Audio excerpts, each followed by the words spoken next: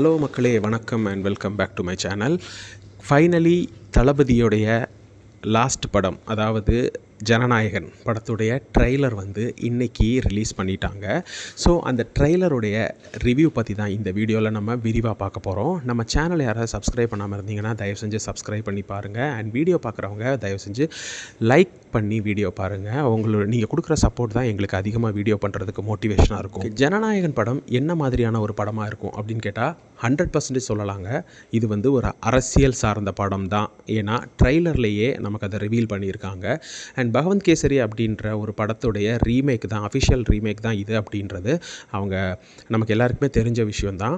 So அந்த படத்துடைய resemblance இதில் நிறைய இடத்துல இந்த கொண்டு வந்திருக்காங்க. பட் அது மட்டும் இல்லாமல் இந்த படத்தில் ஆரம்பத்திலே பார்த்திங்கன்னா ஒரு சீக்வன்ஸ் வருதுங்க. அதில் வந்து ஒருத்தருக்கு ஒரு ஃபோன் கால் வருது. அதில் வந்து ஒருத்தங்களுடைய பேர் அனுப்பியிருக்கேன், அது யாருன்னு செக் பண்ணி சொல்லுங்கள் அப்படின்னு சொல்கிறப்போ அந்த பேரில் தளபதி வெற்றி கொண்டான் அப்படின்னு இருக்குங்க. அது வந்து வேறு எதுவும் இல்லைங்க, டிவிகே அப்படின்றது தான் குறிக்குது. டிவிகே கட்சியை குறிக்குதுங்க. அது தளபதி வெற்றி கொண்டான், இதுதான் இந்த படத்தில் விஜயுடைய பெயராக இருக்கும் அப்படின்ட்டு அதுலேயே அவங்க ரிவீல் பண்ணுறாங்க. அண்ட் அது மட்டும் இல்லாமல் அடுத்த சீன் என்னன்னு பார்த்தீங்கன்னா, விஜய் வந்து ஒரு தீப்பந்தத்தை கையில் பிடிச்சிட்டு ஒரு காட்டுக்குள்ளேருந்து வெளியே வர்ற மாதிரி இருக்குது. அதில் பார்த்திங்கன்னா 2 யானை வந்து சைடில் நிற்கிற மாதிரி காமிக்கிறாங்க. அது வந்து டிவிகே கொடியில் இருக்கிறதும் அதே மாதிரி தான் 2 யானைகள் இருக்குது. ஸோ இதையும் இதுக்குள்ளே கொண்டு வந்திருக்காங்க.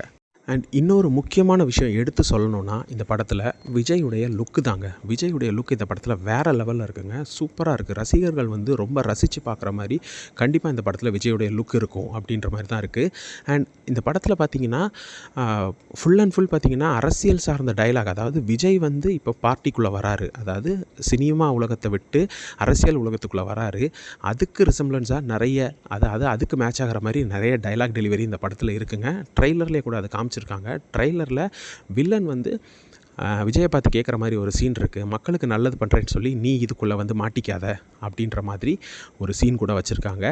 அண்ட் அது மட்டும் இல்லாமல் அந்த படத்தில் ஒரு சீன் வருதுங்க. விஜய் வந்து ஒரு ஃபைட் சீனில் சொல்கிறாரு, யார் என்ன பண்ணாலும் இங்கேருந்து திரும்பி போகிற மாதிரி ஐடியாவே இல்லை, ஐ எம் வெயிட்டிங்னு சொல்கிற இடத்துல ஐ எம் கம்மிங் அப்படின்னு சொல்லியிருக்காரு. கண்டிப்பாக இது வந்து இன்டர்வல் பிளாக்காக இருக்கும் அப்படின்னு தான் நான் நினைக்கிறேன்.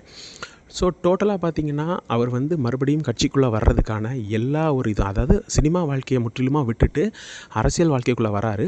ஸோ அதுக்கு என்னென்ன டைலாக்ஸ் வைக்கணுமோ, என்னென்ன பூஸ்ட் கொடுக்கணுமோ அதை இந்த படத்தில் கண்டிப்பாக கொடுத்துருக்காங்க.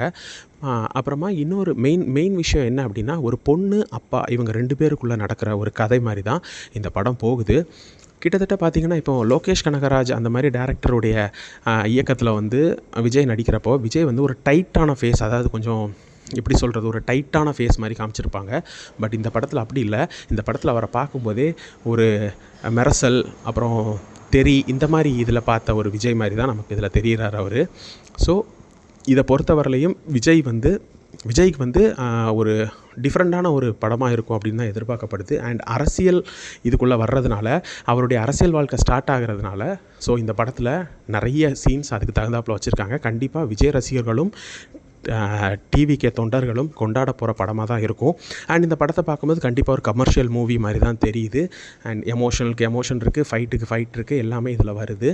ஸோ ஒரு அப்பா பொண்ணு சென்டிமெண்ட் அப்படிங்கும்போது கிட்டத்தட்ட விஸ்வாசம் அந்த மாதிரி ஒரு கேட்டகரியில் கூட இது வருது.